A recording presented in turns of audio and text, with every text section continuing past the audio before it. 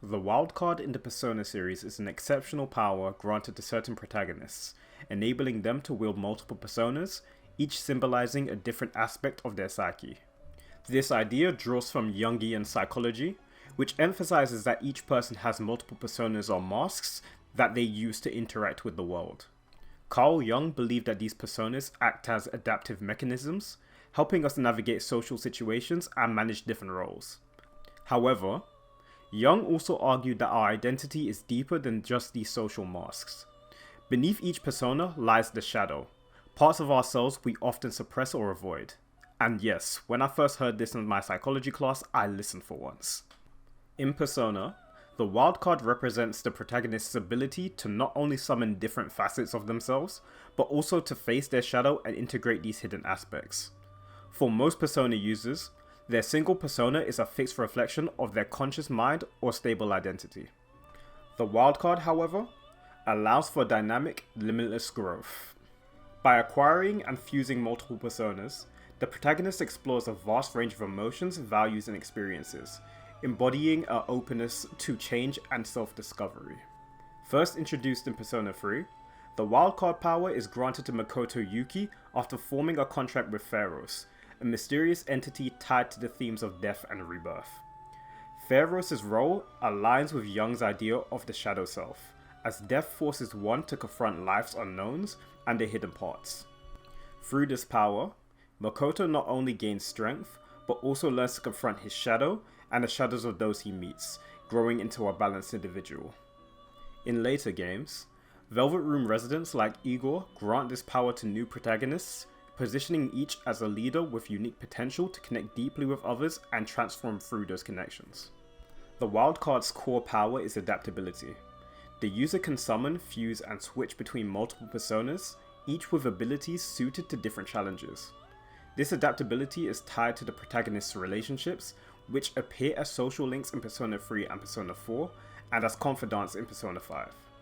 Every relationship the protagonist builds strengthens their power, allowing them to acquire and develop personas associated with those bonds.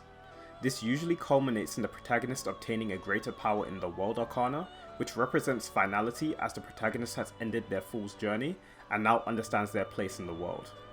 Fusion is one of the most defining features of the wildcard, allowing the user to combine two or more personas to create stronger, unique beings with abilities reflecting the depth of the protagonist's relationships. Fusion serves as a metaphor for growth, symbolizing the protagonist's evolving understanding of themselves and others. As they form bonds with others, they blend aspects of these relationships into new personas, creating an ever-growing, complex identity. Fusion skills and bonuses grow as social links deepen, reinforcing the idea that true power comes from the people the protagonist meets and learns from. The social link and confidant systems reinforce this by granting skill boosts, fusion abilities, and unique powers that reflect the nature of each bond. Building stronger connections not only unlocks powerful personas, but also highlights that growth is a collective process.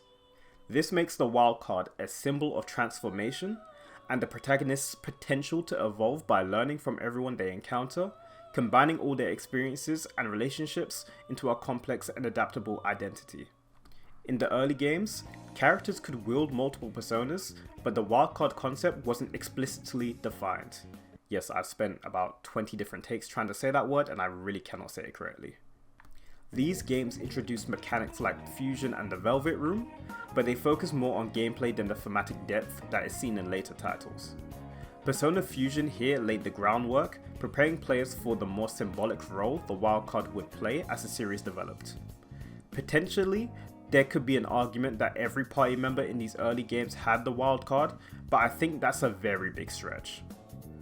Persona 3 marked the true debut of the wildcard, with Makoto Yuki receiving this power through a contract with Pharos. In this game, the Velvet Room and social links are critical to Makoto's journey. Each relationship he builds strengthens his persona abilities, which is tied to Persona 3's themes of life, death, and acceptance. As he forms bonds and learns from others, he grows, developing the strength to face his own mortality and transcend it. The wildcard in Persona 3 symbolizes both power and the empathy gained from the lives he's impacted. In Persona 4, Yu Narukami is granted the wildcard by Igor, who connects it to bonds. Here, the social links don't just improve combat abilities, they drive the main theme of seeking personal truth. Each arcana represents different aspects of the self that Yu uncovers through his relationships. As he strengthens social links, he gains access to more powerful personas, each embodying a different layer of understanding about identity and truth. Persona 4 shifts the wildcard's focus towards self-discovery, showing how Yu's personas reflect both his internal growth and his unity with the investigation team. In heavy quotation marks as to not spoil anything, Igor gives Joker this ability early in the game, emphasizing its connection to social rebellion and transformation. Each confidant represents a figure of resistance, allowing Joker to summon and fuse personas that echo strength, resilience, and courage. This portrayal of the wildcard emphasizes rebellion and self-liberation as Joker and his confidants face societal constraints and create paths to freedom.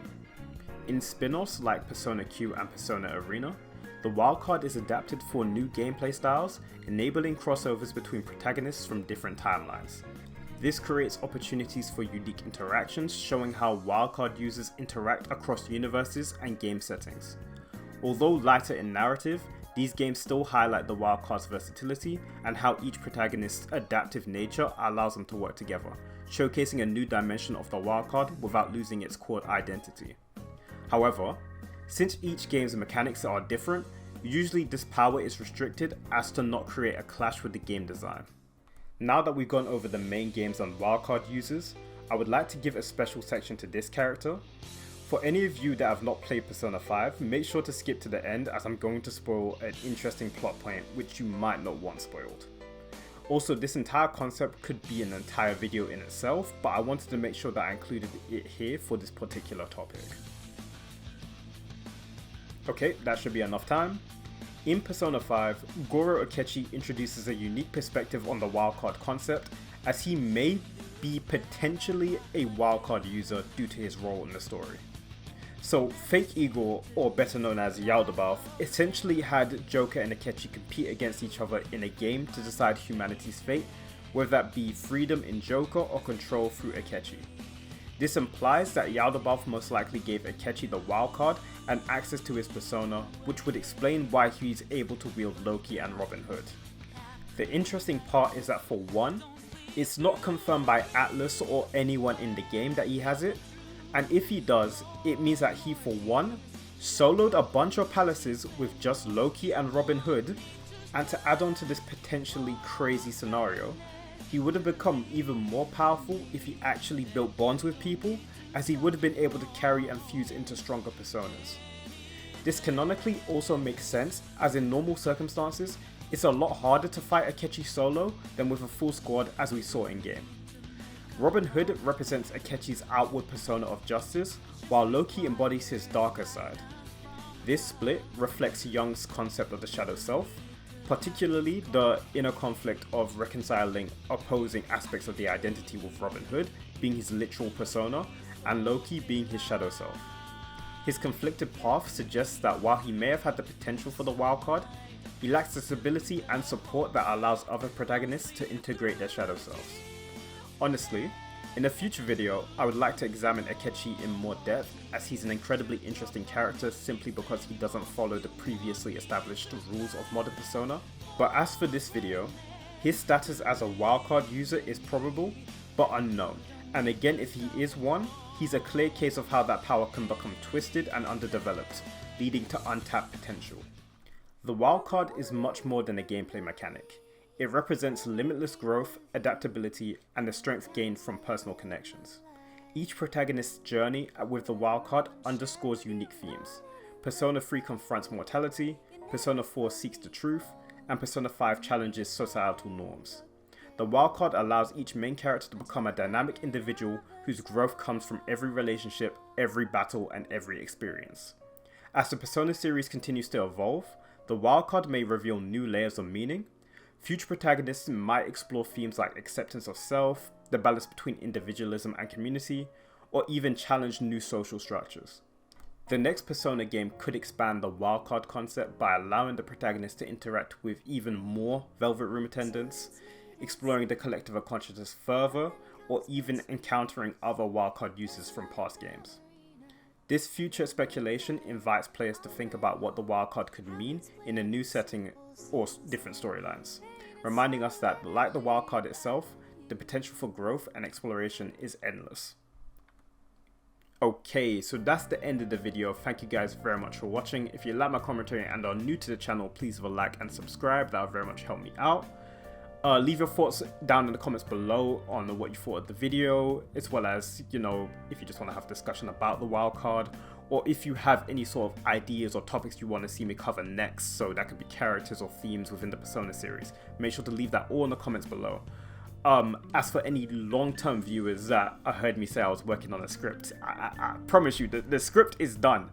I was working on a big Star Wars video. It's actually 15k words that I've got, so that's over an hour long. I can upload it during July, but honestly, it's very dependent on whether or not you guys want to see it now, and it's also dependent on Star Wars hype. So if you guys really want to see it now, you know what I'm saying, I better see some Star Wars love in the comments below. Let's trick the guys that didn't get to this end part. But other than that, yeah, there's probably on the screen you'll see a video, another Persona video of mine. It's a whole kind of deep dive on Maruki, and I think you guys will very much like that one, because, you know, that one is probably one of my best videos I've ever created, in my opinion. But other than that, again, thank you guys very much for watching, and I'll see you guys next time. Take care and have a lovely rest of your day.